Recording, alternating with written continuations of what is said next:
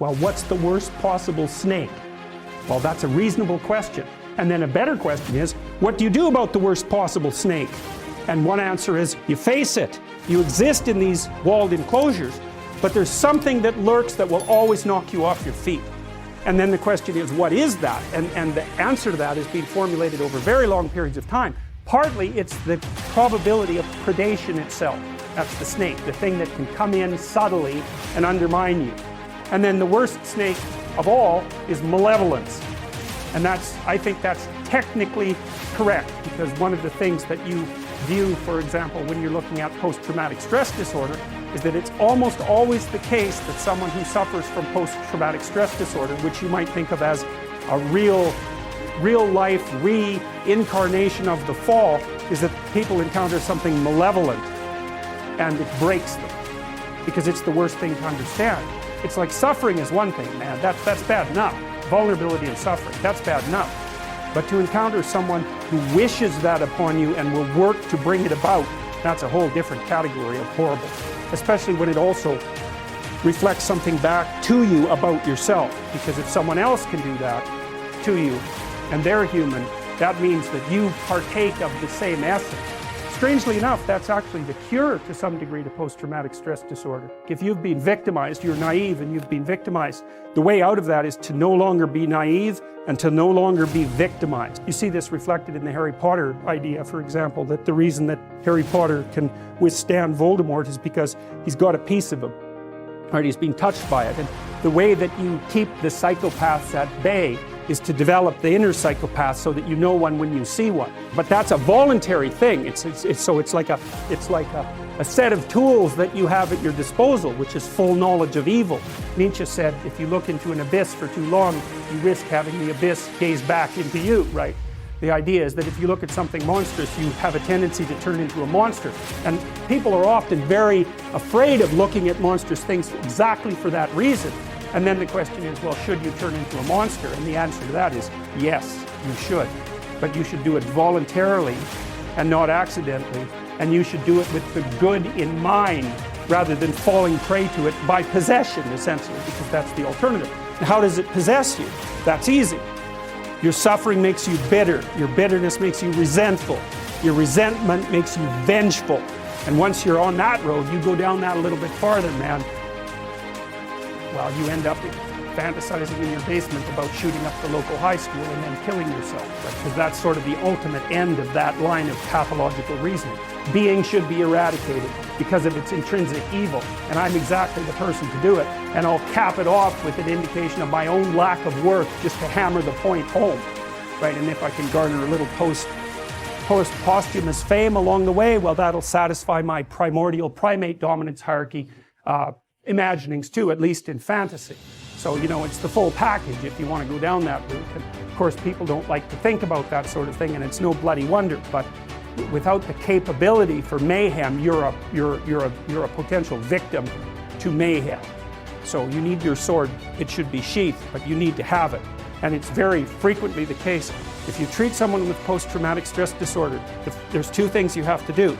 You have to help them develop a very articulated philosophy of evil, because otherwise their brain bothers them over and over and over. Why were you so naive? How did you become victimized? Why were you such a sucker? These are good questions. You don't want to have that happen to you again. You don't want to be exploited twice. We know this, God. We know how predators work with regards to children even. If you're a pedophilic predator and you're looking at a landscape of children, the child that you're going to go after is the one that's timid and won't fight back. You pick your victim. And predatory people in general are exactly like that, man. Because they're predators. They're not going to attack someone who's going to fight back. They're going to be looking for someone, one way or another, that cannot conceptualize what they are. And then, perfect. It's an open season, man. It's open season. Okay, so your eyes have to open up. We know the price of that from the Egyptian myth, right? You come into contact with Seth. What happens? Even if you're a god, you lose an eye. It's no joke, man.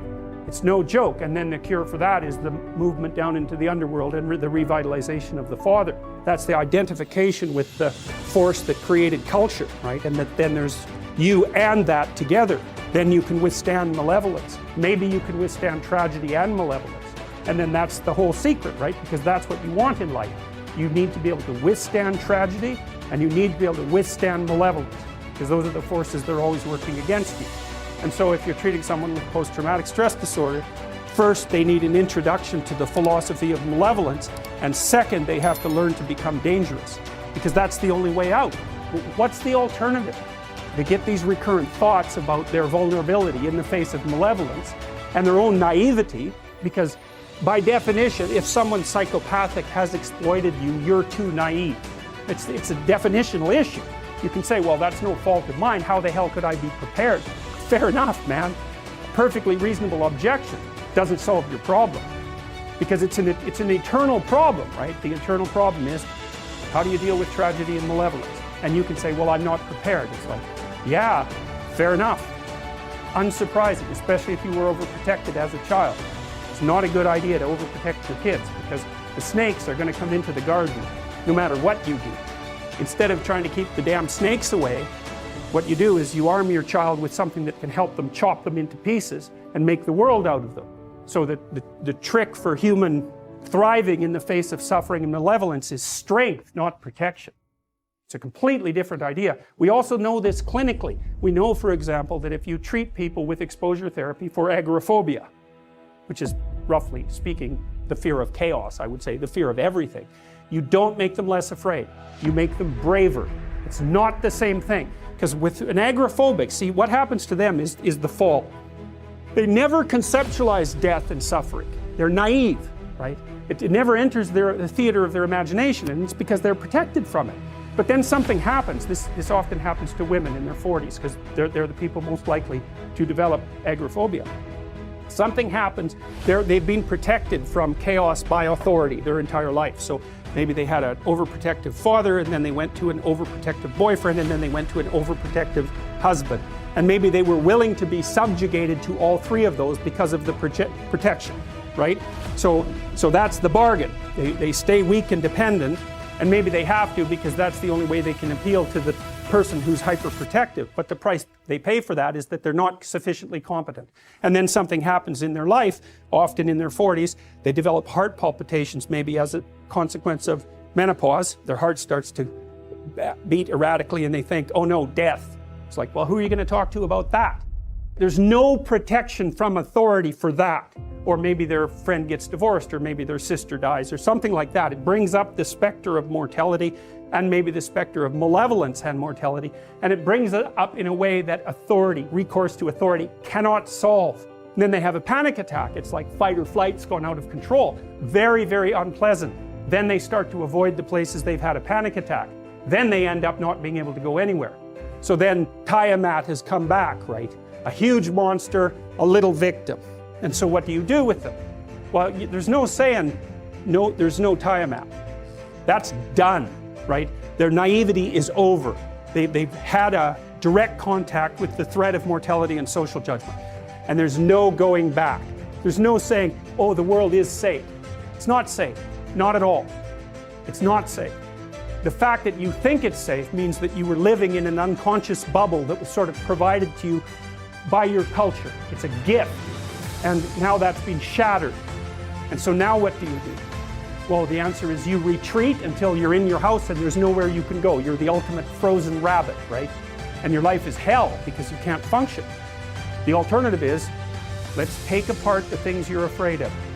Let's expose you to them, carefully and programmatically.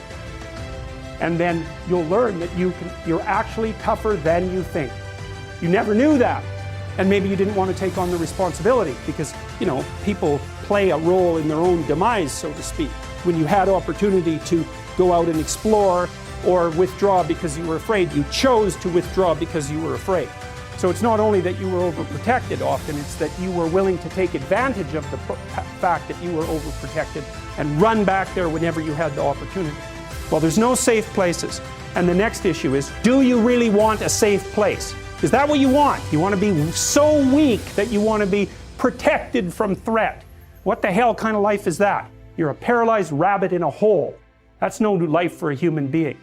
You should be confronting danger and the unknown and malevolence. And the reason for that too is This is the weird paradox, and I believe this is the paradox, first of all, that was discovered in part by Buddha, but also laid forth very clearly in Christianity, which is that the solution to the problem of tragedy and malevolence is the willingness to face them.